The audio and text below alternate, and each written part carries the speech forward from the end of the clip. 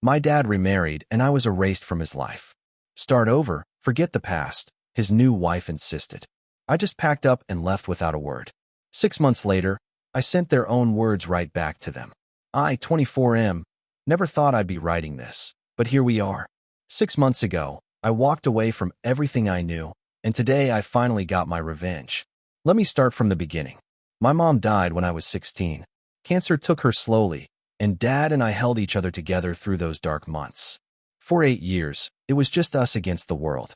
We had our routines, our inside jokes, our way of honoring Mom's memory. Dad would make her famous Sunday pancakes every week, and we'd watch her favorite old movies together. The house still smelled like her perfume in certain corners, and neither of us had the heart to change anything. Then Dad met Sarah at his office Christmas party last year. She was younger, maybe early 30s, with perfectly styled blonde hair and a smile that seemed to calculate everything. At first, I was happy for him.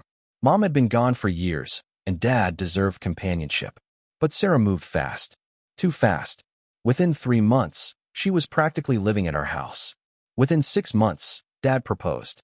The wedding was small, rushed, and felt nothing like the celebration of love it should have been. Sarah insisted on changing everything immediately. Mom's photos came down from the mantel. Her garden got ripped up for a modern patio. The Sunday pancake tradition ended because Sarah was gluten-free. But the real blow came during their honeymoon planning. I was sitting at the kitchen table, scrolling through my phone, when Sarah walked in with a stack of paint samples and fabric swatches.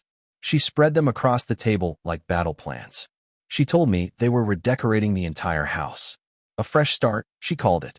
When I mentioned that some of Mom's things were still in the master bedroom, Sarah's expression hardened. She said it was time to let go of the past and start over completely. She suggested I might be happier finding my own place, since I was old enough and the house would be better suited for their new life together. Dad walked in during this conversation, and I waited for him to defend me, to defend Mom's memory. Instead, he nodded along. He said Sarah had a point about starting fresh. He suggested I look into apartments closer to my job anyway. The words hit me like physical blows. That night, I lay in bed staring at the ceiling of the room I'd lived in since childhood. The glow-in-the-dark stars Mom had helped me put up when I was 10 still dotted the ceiling.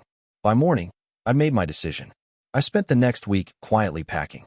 Not everything, just the essentials and the few things of Mom's I'd managed to save. I found a furnished studio apartment across town and put down a deposit. I transferred my portion of the family phone plan to my own account. I even changed my emergency contacts at work. The morning I left, Dad was at his office and Sarah was at her yoga class. I loaded my car with 3 boxes and a suitcase. I left my key on the kitchen counter next to a simple note that said I was taking their advice about starting over and forgetting the past. I didn't answer their calls. I didn't respond to their texts. When Dad showed up at my work, I had security escort him out.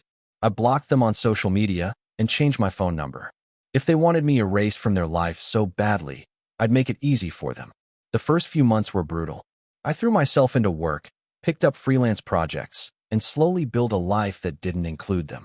I made new friends, started dating someone wonderful, and began to heal. But I never forgot what they'd said. Start over. Forget the past. Those words echoed in my head every single day. Then opportunity knocked in the most unexpected way. Update 1. 3 months into my disappearance, I got a call from Mom's sister, my Aunt Linda. She lived in Oregon and we'd lost touch over the years, but she'd been trying to reach me. Apparently, Mom's parents had left a trust fund that I was supposed to inherit on my 25th birthday. The lawyers had been trying to contact me through Dad, but he'd been giving them the runaround. The amount was substantial. Not life-changing money, but enough to make a real difference. More importantly, Aunt Linda told me something I'd never known. Mom had owned a small property downtown, a little building with a coffee shop on the ground floor and an apartment upstairs. After she died, Dad had been managing it, collecting rent, handling maintenance. I'd never seen a penny of that income. I hired a lawyer. A good one. We discovered that Dad had been depositing the rental income into a joint account with Sarah. They'd been using my inheritance to fund their new life together. The coffee shop lease was up for renewal, and they'd been planning to sell the building to cash out completely. My lawyer was thorough. We found every document, every transaction, every penny they'd taken. The case was airtight, but I didn't want to drag this through courts for years. I wanted something more immediate, more personal. That's when I remembered their own words. Start over. Forget the past. I had my lawyer draft a very specific letter. It outlined every legal violation, every penny they owed me, and every consequence they'd face if this went to court. But then I offered them an alternative. They could sign over the building to me immediately, along with all the back rent they'd collected, plus interest. In exchange, I'd agree to start over and forget the past, just like they'd suggested. The kicker was the timeline. They had exactly 1 week to decide, and the offer would expire at midnight on the anniversary of the day I'd left their house. I had the letter delivered to their door by a process server on a Tuesday morning. I knew Sarah would be home because she'd posted about her new Tuesday morning Pilates class on social media. Yes, I'd been keeping tabs. Update 2. The response was immediate and explosive. Dad called my old number dozens of times before realizing I'd changed it. Sarah tried reaching me through my work email, alternating between fury and fake sweetness. They showed up at my old apartment building, harassing my former neighbors. They even tried to get information from my college friends. But I covered my tracks well. My new life was completely separate from my old one. They had no way to reach me except through my lawyer, and he was under strict instructions to only discuss the legal matter at hand. On Thursday, Dad managed to corner one of my coworkers in a coffee shop near my office. He begged her to pass along a message. He said he was sorry, that he'd made mistakes, that he wanted to make things right. But he also said I was being unreasonable, that family should forgive and forget, that I was destroying his marriage over a misunderstanding. My coworker, bless her, told him exactly what I'd coached her to say if this happened. She said I'd mentioned that some people think starting over means everyone else should forget the past while they get to keep all the benefits. She said it sounded like a tough situation and walked away. Friday came and went with no response from their lawyer. Saturday morning, Sarah posted a long rant on Facebook about ungrateful children and family loyalty. She didn't mention me by name, but everyone who knew our situation could read between the lines. She talked about how hard it was to blend families, how some people couldn't let go of grudges, how she tried so hard to build bridges. The comments were interesting. Several people pointed out that blending families required effort from everyone, not just the children. A few of Dad's old friends made pointed remarks about the importance of honoring the memory of deceased spouses. Mom's old friends were less subtle. They remembered how much Mom had loved that little coffee shop, how she dreamed of fixing it up someday. Sunday night, with less than 24 hours left on the deadline, their lawyer finally called mine. Update 3. They wanted to negotiate. They'd agree to sign over the building, but they wanted to keep half the back rent. They claimed they'd put money into maintaining the property, that they deserved compensation for their time and effort. My lawyer's response was beautiful. He told them that people who wanted to start over and forget the past shouldn't be worried about compensation for past efforts. He reminded them that the offer expired at midnight Monday, and that after that, we'd be pursuing full legal action for fraud, breach of fiduciary duty, and theft. Monday morning, Sarah called my lawyer directly, bypassing their attorney. She was crying, saying this was destroying their marriage, that Dad was having panic attacks, that they couldn't afford to lose the building income. She begged for more time, for a payment plan, for anything. My lawyer, following my instructions perfectly, told her that I understood how difficult it could be when someone's past caught up with them.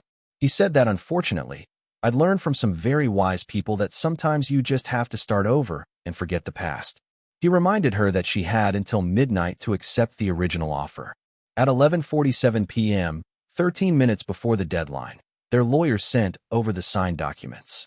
The building was mine. The back rent was mine. All of it. But I wasn't done. The next morning, I drove to the coffee shop for the first time since Mom died. It was exactly as I remembered it, just shabbier. The tenant, an elderly man named Frank, was surprised to see me. He remembered me as a kid, coming in with Mom to check on things. Frank told me he'd been worried about the lease renewal. Dad and Sarah had been talking about selling, and he couldn't afford the rent increases the new owners would probably demand. He'd been running this little coffee shop for 15 years, and it was his whole life. I told Frank not to worry about the lease. I told him I was Mom's son, and that she would have wanted him to stay as long as he wanted. I cut his rent in half and offered to help him fix up the place. The look of relief and gratitude on his face was worth everything. But the real satisfaction came that afternoon. I had my lawyer send one final letter to Dad and Sarah. It thanked them for teaching me such valuable lessons about starting over and forgetting the past. It informed them that I was following their advice completely. I was starting over with Mom's building, and I was forgetting the past we'd shared as a family.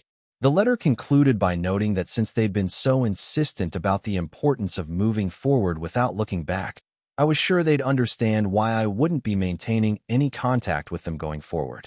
After all, they'd made it clear that the past should stay in the past. I had copies of the letter sent to several of their friends and Dad's coworkers, along with a brief explanation of the situation. I wanted everyone to know exactly how their advice about starting over had worked out. Final update. It's been 3 months since I reclaimed Mom's building. Frank and I have become good friends, and the coffee shop is thriving. I moved into the apartment upstairs, and every morning I wake up surrounded by the smell of fresh coffee and the sound of Frank greeting his regular customers. I found some of Mom's old plans for the building in a box in the apartment's closet. She'd sketched out ideas for expanding the coffee shop, adding a small bookstore section, maybe hosting community events. I'm making those dreams reality, one step at a time. Dad and Sarah's marriage didn't survive the financial strain. Sarah filed for divorce 2 months ago, citing irreconcilable differences. Dad tried to reach out to me through Aunt Linda, but I told her I was following his wife's advice about starting over and forgetting the past. The building is worth twice what they thought it was. The neighborhood is gentrifying, and property values are skyrocketing. Frank's coffee shop has become a local landmark, and I've got developers calling weekly with offers to buy. I'm not selling. This place is Mom's legacy, and now it's mine too. Sometimes I wonder if I was too harsh. Then I remember sitting at that kitchen table, listening to Sarah explain how I needed to disappear from their new life. I remember Dad nodding along, choosing his new wife over his son's place in the family home. They taught me that family loyalty only goes one way, that the past only matters when it's convenient, and that starting over means erasing anything that doesn't fit your new narrative. I learned those lessons well. The funny thing about telling someone to start over and forget the past is that you can't control what they choose to remember and what they choose to forget. You can't dictate which parts of the past they'll use to build their new future. I started over, just like they wanted. I forgot our past as a family, just like they suggested. But I remembered Mom. I remembered her dreams, and I remembered exactly how it felt to be erased from my own life.